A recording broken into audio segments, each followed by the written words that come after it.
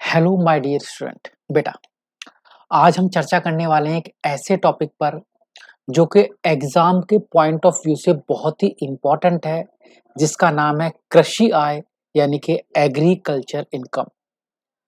आयकर यानी कि इनकम टैक्स का ऐसा कोई ही एग्जाम का पेपर होगा जिसके अंदर एग्रीकल्चर इनकम यानी कि कृषि आय से रिलेटेड प्रश्न नहीं आएगा। बीकॉम हो, एमकॉम हो, उसके अलावा टीजीटी या पीजीटी, उसके बाद जो आप टीजीटी पीजीटी करने वाले हो बेटा, उसके एग्जाम में भी एक या दो प्रश्न एग्रीकल्चर इनकम से, कृषि आय से जरूर पूछे जाते हैं। तो मेरे प्यारे बच्चे, मैं आपको आज की क्लास में सिखाऊंगा एग्रीकल्चर इनकम के बारे में। और अगर आप अपना कंप्लीट सिलेबस करना चाहते हैं तब आप ज्वाइन कर सकते हैं हमारे व्हाट्सएप ग्रुप को, और वो आप ज्वाइन करने के लिए मुझे मैसेज करेंगे 9555159995 पर। कॉल प्लीज ना करें बेटा। चलिएगा, तो बिना टाइम वेस्ट के स्टार्ट करते हैं आज का टॉपिक, जिसका नाम है एग्रीकल्चर इनकम या कृषि आय। तो ये बहुत ही इंपॉर्टेंट और बहुत ही इजी टॉपिक है। मैं यहाँ पर आपको कुछ नोट्स दूंगा, आप इसके स्क्रीनशॉट ले सकते हो। ये आप भी जानते हो, मैं भी जानता हूँ बेटा, कि आप पॉइंट टू पॉइंट रटते नहीं हो। अगर आपको चीजें समझ में आ जाती हैं तब आप आसानी के साथ क्या कर सकते हो बेटा, उन चीजों को बनाकर लिख सकते हैं। अब बच्चे कहेंगे सर एग्रीकल्चर इनकम तो बड़ा आसान है, कोई भी बच्चा कर देगा, इसमें का मतलब, इसका मतलब तो ये होता है जो हम क्या करते हैं, खेती करते हैं और खेती को बेचकर जो इनकम होती है सर वही तो होती है ना एग्रीकल्चर इनकम। हाँ बेटा, वही होती है, बट यहाँ पर कुछ ऐसा नहीं लिख कर आना। यहाँ पर कुछ चीजें ऐसी हैं जो बहुत ही इंपॉर्टेंट और आपको समझनी है। पहली चीज जो एग्रीकल्चर इनकम होती है बेटा, वो इनकम टैक्स के अंदर होती है एग्जेम्प्टेड। कहो सर ये एग्जेम्प्टेड का मतलब क्या होता है? एग्जेम्प्टेड का मतलब होता है कर मुक्त, यानी कि कृषि आय पर इनकम टैक्स में कृषि आय पर टैक्स नहीं लगता अंडर सेक्शन 1010। यानी कि एग्रीकल्चर इनकम क्या होती है बेटा, एग्जेम्प्टेड होती है अंडर सेक्शन 10। पेपर में प्रश्न आएगा कि एग्रीकल्चर इनकम कृषि आय किस सेक्शन में बेटा आपके पास एग्जेम्प्टेड होती है, अंडर सेक्शन 10 के अंदर एग्रीकल्चर इनकम क्या होती है बेटा, एग्जेम्प्टेड होती है, मतलब कर मुक्त होती है, इसके ऊपर कर नहीं लगाया जाता। अब बारी आई कि सर एग्रीकल्चर इनकम होती कैसे है। देखो भाई, हम यहाँ पर तीन टॉपिक पढ़ेंगे। एक हम पढ़ेंगे एग्रीकल्चर इनकम यानी कि कृषि आय क्या है। दूसरा हम पढ़ेंगे नॉन एग्रीकल्चर इनकम, कि वो जो लगता तो है कि एग्रीकल्चर इनकम है बट ये एग्रीकल्चर इनकम नहीं है, यानी कि नॉन एग्रीकल्चर इनकम के बारे में, गैर कृषि आय के बारे में। और तीसरा हम पढ़ेंगे बेटा पार्शियल एग्रीकल्चर इनकम, यानी कि कुछ ऐसी आय भी होती है जिसमें कुछ तो कृषि आय कहलाएगी और कुछ भाग कृषि आय नहीं कहलाएगा। पेपर में प्रश्न आएगा कृषि आय पर टिप्पणी लिखें, या कृषि आय कर योग्य होती है या गैर कृषि आय क्या होती है, कुछ भी आ जाए बेटा, आपको ये तीन बातें एक साथ उसमें लिखकर आनी है कि कृषि आय क्या होती है, कृषि आय में क्या शामिल नहीं करते हैं, और पार्शियल एग्रीकल्चर इनकम क्या होती है। तो ये पूरा चैप्टर है जो मैं आपको एक क्लास में कंप्लीट कराऊंगा। तो सबसे पहले देखते हैं कि एग्रीकल्चर इनकम, मैंने बताया इनकम टैक्स में एग्जेम्प्टेड होती है अंडर सेक्शन 10, यानी कि कृषि आय पर टैक्स नहीं लगता है। दूसरा, कृषि आय कहते किसे हैं, तो समझते हैं बेटा क्या लिखा उसने। लिखा भूमि से प्राप्त किराया यदि भूमि कृषि आय के लिए दी गई है। मान लो बेटा आपके पास एक जमीन थी, आप खुद उसके ऊपर खेती नहीं करते, बट आपने उस खेती को किसी को किराए पर दे दिया उस जमीन को, लेकिन जिसे किराए पर दिया वो उस पर क्या करता है, खेती करता है, तो उस किराए को भी आप क्या मानोगे, एग्रीकल्चर इनकम।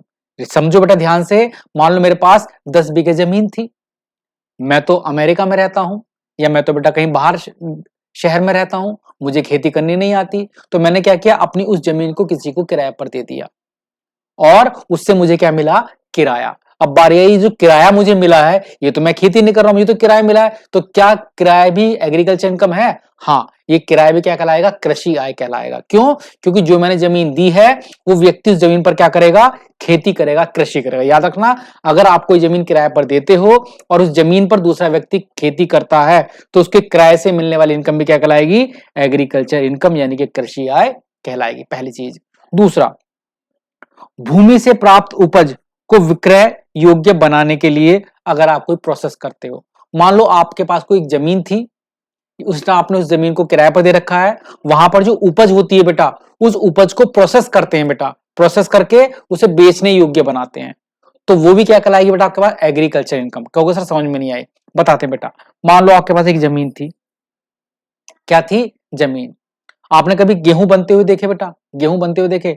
एक बार गेहूं की कटाई होती है, फिर उन्होंने मशीन में रखकर उससे बेटा क्या निकाले जाते हैं, गेहूं निकाले जाते हैं।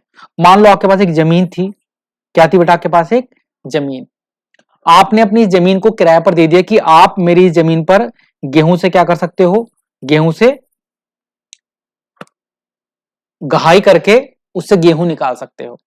तो आपकी जमीन पर खेती नहीं हो रही, बट आपकी जमीन पर गेहूं निकालने का काम हो रहा है, तो इस जमीन से मिलने वाला किराया भी क्या कराएगा बेटा, एग्रीकल्चर इनकम कहलाएगा। ये तो हमें पता है बेटा, अगर हम खेती करते हैं तो खेती से मिलने वाली आय तो एग्रीकल्चर इनकम है ही। अगर आप खेती की जमीन को किराए पर देते हो, जहां खेती होगी वो भी एग्रीकल्चर इनकम है।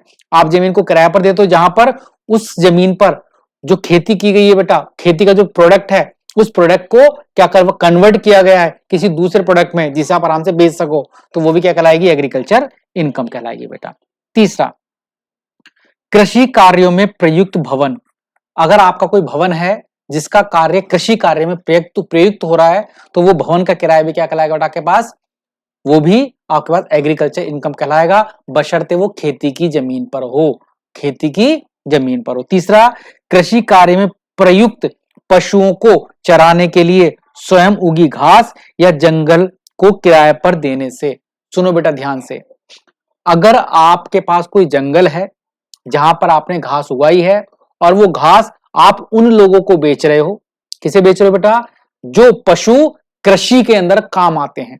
याद रखना, ऐसे पशुओं को जो कृषि के अंदर प्रयोग किए जा रहे हैं उनके चारा अगर आप बेचते हो, सिंपल बोलूं, अगर आप अपनी जमीन पर चारा उगाते हो उन पशुओं के लिए जिनका प्रयोग कृषि कार्य में किया जा रहा है, दूध बेचने के लिए नहीं, कृषि कार्य में किया जा रहा है। यही तो बड़ा इंपॉर्टेंट है बेटा एग्रीकल्चर इनकम। वैसे सिंपल सा तो लगा, एग्रीकल्चर इनकम का मतलब क्या हुआ, जो हमने खेती से कमाई। बेटा सिर्फ वही इनकम नहीं होती, सुनो ध्यान से, जो खेती से कमाओगे वही इनकम भी होगी। उसके अलावा अगर कोई जमीन है, उस जमीन को आप किराए पर देते हो और वहां पर खेती की जा रही है, वो भी एग्रीकल्चर इनकम है। कोई भवन है, उस भवन को आप किराए पर देते हो, वो भी एग्रीकल्चर इनकम कहलाएगी।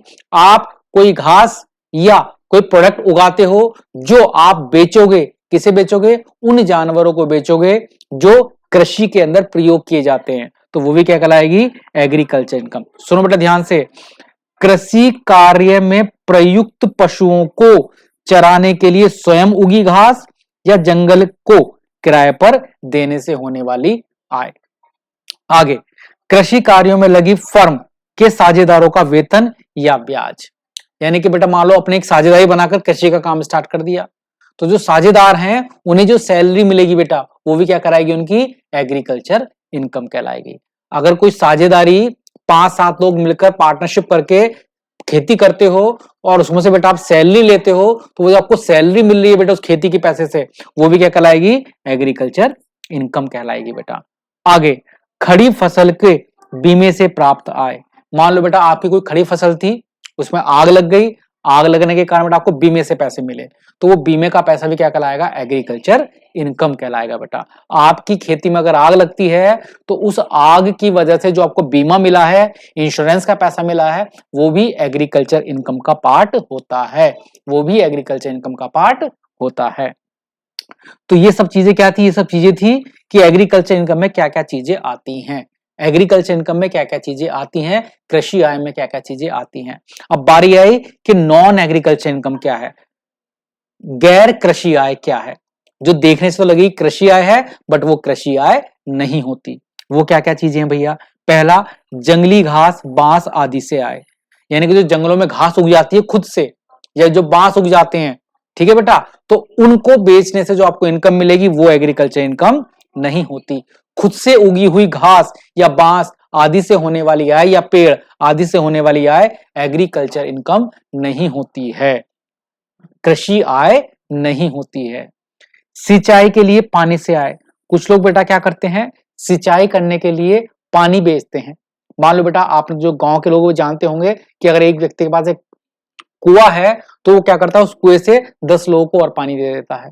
अब वो पानी तो यूज हो रहा है एग्रीकल्चर के लिए। अब बारी आई जो पानी से होने वाली इनकम है उस व्यक्ति को, क्या वो भी एग्रीकल्चर इनकम है? तो आंसर है नहीं, पानी को बेचकर जो इनकम होती है वो एग्रीकल्चर इनकम का पार्ट नहीं होती है। डेयरी व मुर्गी फार्म से होने वाली आय, जो मुर्गी फार्म की आय होती है या डेयरी की आय होती है, दूध बेचकर जो पैसे कमाते हो, वो एग्रीकल्चर इनकम का पार्ट नहीं होती। दूध बेचकर अगर आप पैसे कमाओगे तो वो आपका बिजनेस है, ना कि एग्रीकल्चर इनकम मेरे बच्चे। ईंट या भट्टे की आय, अगर बेटा आप क्या करते हो, अपनी जमीन को बेटा ईंट बनाने के लिए या भट्टा बनाने के लिए दे देते हो, तो उससे जो आपको इनकम होगी तो वो एग्रीकल्चर इनकम नहीं है, वो एक बिजनेस की आय है। और लास्ट, खड़ी फसल को खरीदने पर होने वाली आय। मान लो आपने क्या किया, आपने किसी की खड़ी फसल खरीद ली 1 लाख रुपए का, भाई तेरे सारे गेहूं मैं खरीद रहा हूं 1 लाख रुपए के, और आपने 1 लाख के खरीदे और किसी दूसरे व्यक्ति को 2 लाख रुपए में बेच दिए। जब वो कटने के बाद उसे 2 लाख रुपए में बेच दिया, तो बेटा ये बिजनेस है, ना कि एग्रीकल्चर। यदि आप किसी की खड़ी फसल खरीदते हो तो उससे जो आप लाभ कमाओगे वो बिजनेस की इनकम कहलाएगी, ना कि एग्रीकल्चर इनकम, और उस पर क्या देना पड़ेगा, आपको टैक्स देना पड़ेगा। तो खड़ी फसल को बेचकर जो इनकम होगी वो एग्रीकल्चर इनकम नहीं है। ईंट या भट्टे को देकर जो इनकम होगी वो एग्रीकल्चर इनकम नहीं है। डेयरी या मुर्गी फार्म की जो आय होगी वो एग्रीकल्चर इनकम नहीं है। सिंचाई के लिए जो पानी देते हो उससे होने वाली आय एग्रीकल्चर इनकम नहीं होती। और जंगली घास या बांस आदि से होने वाली आय एग्रीकल्चर इनकम नहीं होती। अब बारी आई पार्शियल एग्रीकल्चर इनकम। कुछ ऐसी इनकम होती है बेटा जिसका कुछ पार्ट तो एग्रीकल्चर इनकम मानेंगे और कुछ पार्ट हम क्या मानेंगे, बिजनेस की इनकम मानेंगे या फिर नॉन एग्रीकल्चर इनकम मानेंगे। कुछ ऐसी आय हैं जहां पर कुछ पार्ट को एग्रीकल्चर इनकम माना जाएगा, कुछ पार्ट को एग्रीकल्चर इनकम नहीं माना जाएगा। जैसे कि बात करें चाय, अगर आप चाय का काम करते हो, आप चाय उगाते हो, आप चाय उगाकर बेचते हो, तो ऐसी कंडीशन में अगर आप चाय को उगाकर बेचोगे तो जितने पैसे आप कमाओगे उसका 60% आपकी एग्रीकल्चर इनकम कहलाएगी। जो लोग चाय का बिजनेस करते हैं, अपने खेतों में चाय उगाकर चाय को बेचते हैं, क्योंकि बेटा जब आपने चाय उगाया तो उसे उगाने के बाद आप क्या करोगे, उसे मसलोगे, सुखाओगे, उसे चाय पत्ती बनाओगे और उसे बेचोगे। तो यहाँ पर दो पार्ट हो गया, आप अपने खेतों में चाय पत्ती उगा रहे हो, फिर आप उसका क्या कर रहे हो बेटा, प्रोसेस करके उसे आगे चलकर बेच रहे हो। तो यहाँ पर बोला गया कि 60% तो उससे होने वाली इनकम को आपकी एग्रीकल्चर की इनकम मानेंगे और 40% आपके बिजनेस की इनकम मानेंगे। अगर आप चाय पत्ती का काम करते हो तो चाय उगाओगे और उसे बनाकर बेचोगे तो 60% आय आपकी एग्रीकल्चर इनकम कहलाएगी, 40% आय आपकी नॉन एग्रीकल्चर इनकम कहलाएगी। अगर आप कॉफी भी ऐसी करते हो बेटा, आप अपने खेतों में कॉफी उगाते हो, ठीक है बेटा, तो ऐसी कंडीशन में 75% आय आपकी एग्रीकल्चर इनकम कहलाएगी, 25% आय बेटा आपकी क्या कहलाएगी, नॉन एग्रीकल्चर इनकम, कॉफी के केस में। लेकिन अगर आप कॉफी को भूनकर, पीसकर, डब्बी में पैक करके तब बेचोगे तो फिर से सेम हो गया बेटा चाय की तरह से ही, 60% एग्रीकल्चर इनकम कृषि आय है और 40% नॉन एग्रीकल्चर इनकम है।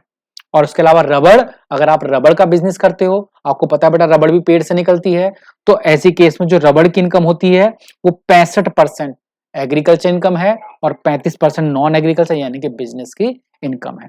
तो यहां पर ये हुई पार्शियल एग्रीकल्चर, यानी कि कुछ भाग इसका एग्रीकल्चर इनकम है, कुछ भाग इसका नॉन एग्रीकल्चर इनकम है।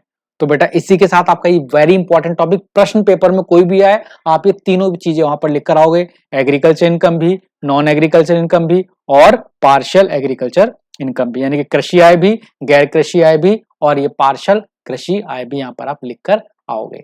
और अपना कंप्लीट सिलेबस करने के लिए आप चाहो मुझे व्हाट्सएप पर मैसेज कर सकते हो और हमारे ग्रुप से जुड़ सकते हो ताकि आपका कंप्लीट सिलेबस कराया जा सके। ठीक है बेटा, तो आज की इस क्लास को यहीं खत्म करते हैं। जय हिंद, जय भारत।